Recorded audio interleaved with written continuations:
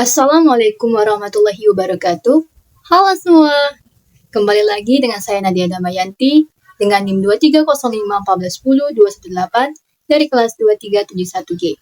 Di video kali ini, saya akan membahas tentang David Hume. Apakah kalian tahu siapakah David Hume itu? Penasaran bukan? Ayo kita langsung saja mulai. David Hume lahir di Edinburgh, Skotlandia pada tanggal 7 Mei 1711 dan meninggal di kota yang sama pada tanggal 25 Agustus 1776.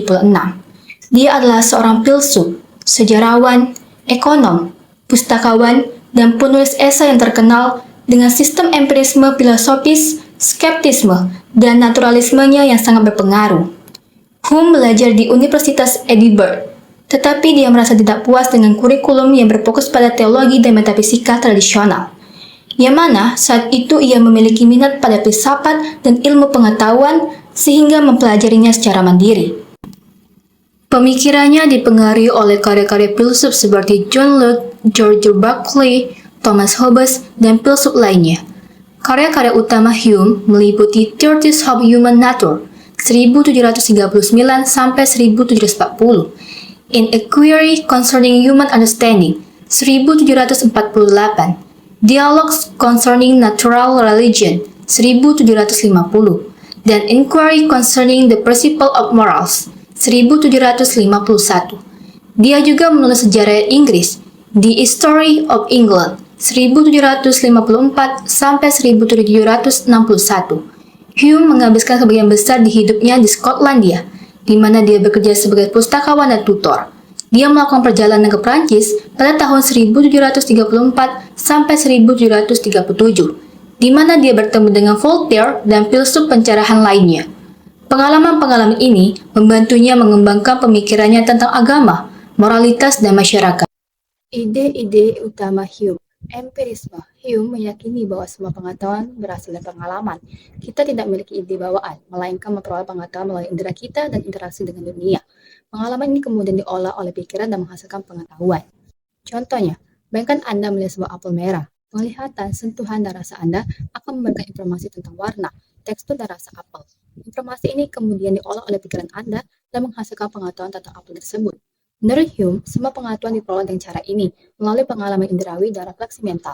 Skeptisisme. Hume meragukan banyak asumsi filosofis terhadap ide bahwa kita dapat mengetahui apapun di luar pengalaman kita. Dia berpendapat bahwa kita tidak memiliki bukti yang memadai untuk membuktikan keberadaan Tuhan. Jiwa abadi adalah hubungan sebab akibat yang pasti. Kita hanya dapat mengamati korelasi antar peristiwa dan tidak dapat mengetahui apa yang menyebabkannya. Naturalisme. Hume percaya bahwa semua fenomena di alam semesta dapat dijelaskan oleh hukum alam. Dia menolak penjelasan supernatural dan mistis, dan menekankan pentingnya sains dan metodologi ilmiah dalam memahami dunia.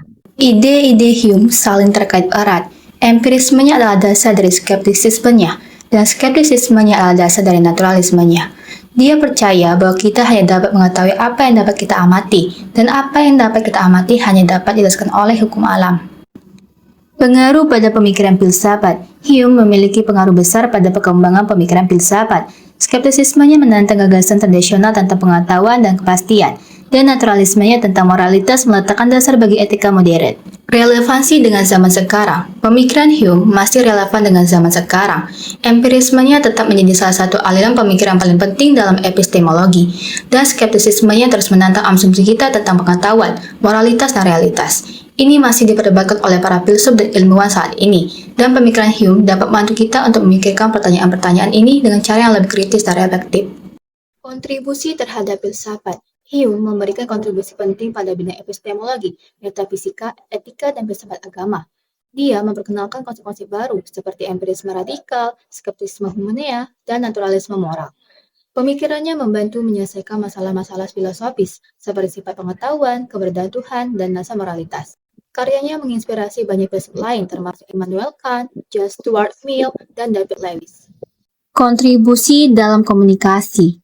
Meskipun Hume tidak secara langsung fokus pada studi komunikasi, ide-idenya tentang empirisme, skeptisisme, moralitas, dan asosiasi telah memberikan pengaruh yang signifikan pada pemikiran tentang komunikasi. Kontribusinya membantu kita untuk memahami bagaimana kita menggunakan bahasa untuk memahami dunia di sekitar kita, untuk berkomunikasi dengan orang lain, dan untuk membuat keputusan moral. Adapun dampak sosial dan politik dari pemikiran Hume, yaitu ide-idenya tentang toleransi dan individualisme berkontribusi pada perkembangan pencerahan dan revolusi Amerika. Kritiknya terhadap otoritas agama melemahkan pengaruh gereja dan membuka jalan bagi pemikiran sekuler.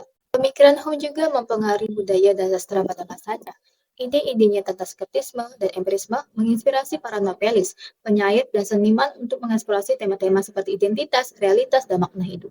Pemikiran David Hume memberikan pengaruh yang besar pada filsafat barat, tetapi juga telah menjadi sasaran berbagai kritik. Berikut kritik terhadap pemikirannya. Hume telah dikritik karena skeptismenya yang oleh beberapa orang dianggap terlalu ekstrim. Hume meragukan kemungkinan pengetahuan tentang hal-hal seperti kausalitas, substansi, dan keberadaan diri sendiri. Hal ini menyebabkan orang menyimpulkan bahwa dia pada dasarnya menyangkal realitas atau kemungkinan mengetahui apapun. Dia juga dikritik karena naturalismenya tentang moralitas, yang oleh beberapa orang dianggap merendahkan moralitas. Hal ini menyebabkan beberapa orang menyimpulkan bahwa moralitas menurut Hume adalah subjektif dan tidak bermakna. Tanggapan Hume terhadap kritik. Hume menanggapi kritik terhadap skeptismenya dengan menjelaskan bahwa dia tidak menyangkal keberadaan dunia luar atau kemungkinan mengetahui apapun. Dia hanya berpendapat bahwa kita tidak dapat memiliki pengetahuan yang pasti tentang hal-hal ini. Pengetahuan kita selalu didasarkan pada pengalaman dan indera kita yang dapat menipu kita. Hume juga menanggapi kritik terhadap naturalismenya tentang moralitas dengan menjelaskan bahwa dia tidak percaya bahwa moralitas itu subjektif. Dia berpendapat bahwa penilaian moral didasarkan pada perasaan dan emosi yang universal yang dapat dipahami dan disepakati oleh semua orang. Kelemahan dan keterbatasan pemikiran Hume. Meskipun pemikiran Hume telah memberikan kontribusi yang signifikan bagi filsafat, namun ada beberapa kelemahan dan keterbatasan yang perlu dipertimbangkan. Fokus sempit pada pengalaman. Hume berfokus secara eksklusif pada pengalaman dan pengamatan indrawi sebagai sumber pengetahuan. Pengabaian peran akal. Hume meremehkan peran akal dalam memahami dunia dan membuat penilaian moral. Dia percaya bahwa akal hanya dapat digunakan untuk memproses informasi dan membuat asosiasi, tetapi tidak dapat memberikan pengetahuan yang pasti atau pemahaman tentang makna. Asumsi tentang sifat manusia dan masyarakat. Pemikiran Hume dibatasi oleh asumsi-asumsinya tentang sifat manusia dan masyarakat. Dia mengasumsikan bahwa manusia pada dasarnya rasional dan egois, dan bahwa masyarakat didasarkan pada kontrak sosial. Asumsi ini mungkin tidak berlaku di semua budaya dan situasi. Pemikiran Hume dapat diperkuat dengan mempertimbangkan kritik terhadapnya dan dengan mengembangkan dalam penemuan filosofi dan ilmiah terbaru. Berikut beberapa cara untuk memperkuat pemikiran Hume. Mempertimbangkan peran akal. Kita dapat memperkuat pemikiran Hume dengan mempertimbangkan peran akal dalam memahami dunia dan membuat penilaian moral. Akal dapat membantu kita untuk mengevaluasi informasi, mengidentifikasi pola, dan membuat kesimpulan. Mengakomodasi keragaman manusia dan masyarakat. Kita dapat memperkuat pemikiran Hume dengan mengakui keberagaman manusia dan masyarakat. Kita perlu mempertimbangkan berbagai perspektif dan pengalaman untuk mengembangkan pemahaman yang lebih komprehensif tentang dunia. Mengintegrasikan penemuan baru. Kita dapat memperkuat pemikiran Hume dengan mengintegrasikan penemuan filosofi dan ilmiah terbaru. Penemuan baru dalam psikologis, neuroscience, dan ilmu sosial dapat membantu kita untuk lebih memahami sifat manusia, moralitas, dan masyarakat. Itulah penjelasan singkat saya mengenai David Hume.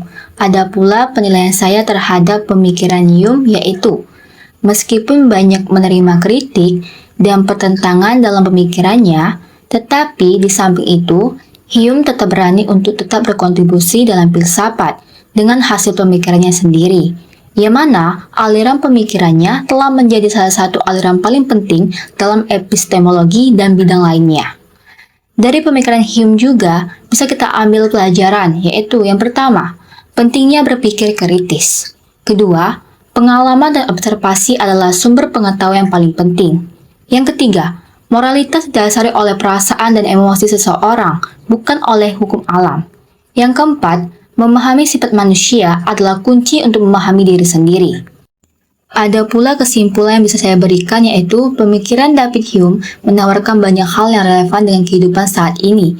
Dengan menerapkan skeptismenya, empirismenya, dan pemahamannya tentang etika, psikologi, dan sifat manusia, kita dapat menjadi individu yang lebih cerdas, bermoral, dan berwawasan luas dalam menghadapi tantangan-tantangan di zaman sekarang. Untuk itu, sekian dari saya, terima kasih.